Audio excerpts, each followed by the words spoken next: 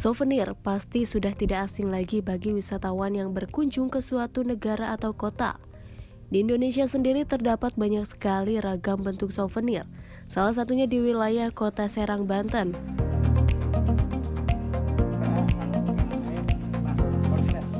Ahmad Rahardian atau yang akrab disapa dengan Cak Iwo ini merupakan salah satu pengrajin souvenir kayu. Memang bagi sebagian orang limbah kayu bisa jadi tak berarti. Namun bagi Ahmad Rahardian limbah kayu bisa berubah menjadi uang. Souvenir yang dibuatnya pun dari berbagai macam bentuk, mulai dari jam dinding, miniatur, hingga gantungan berbentuk hewan.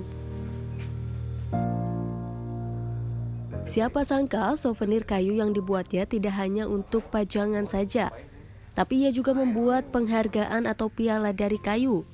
Peminatnya yang banyak membuat ia semakin kreatif dalam membuat souvenir kayu. Tidak hanya itu, ia juga membuat bingkisan pernikahan dari kayu.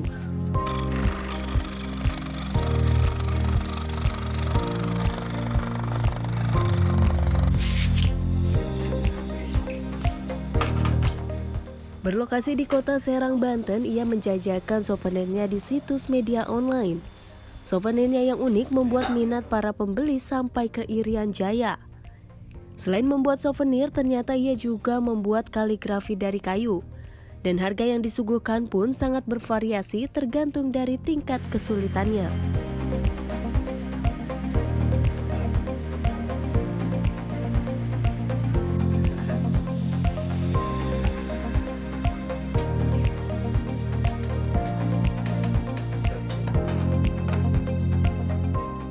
Halo pemirsa, saat ini saya sudah bersama dengan Pak Ahmad Rahardian atau yang biasa panggilan akrabnya adalah Cak Iwo.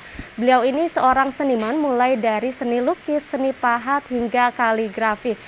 Pak, bagaimana sih awal terpikirkannya Bapak untuk menjadi seorang seniman mulai dari seni lukis, kaligrafi hingga seni pahat ini?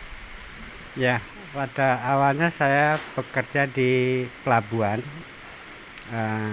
Kebetulan di pelabuhan udah istilahnya bosen, saya beralih dari hal yang tadinya hobi itu saya maksimalin untuk cari nafkah lah istilahnya gitu ya.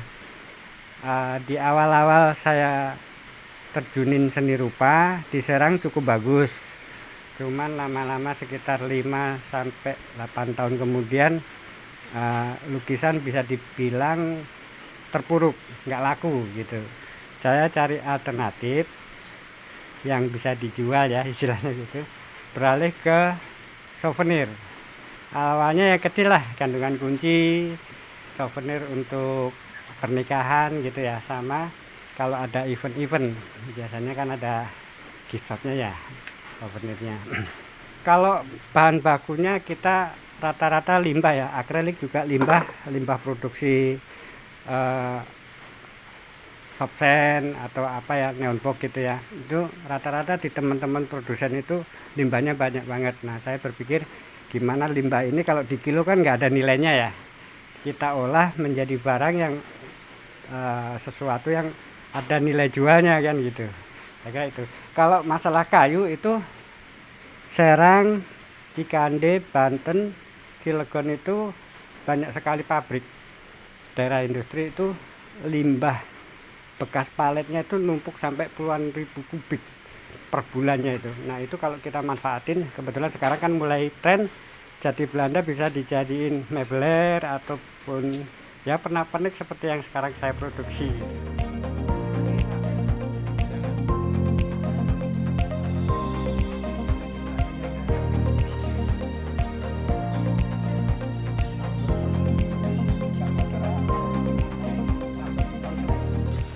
Ternyata limbah kayu ini pun bisa diubah menjadi sesuatu yang sangat bermanfaat, tentunya kreatif, unik, dan bernilai seni.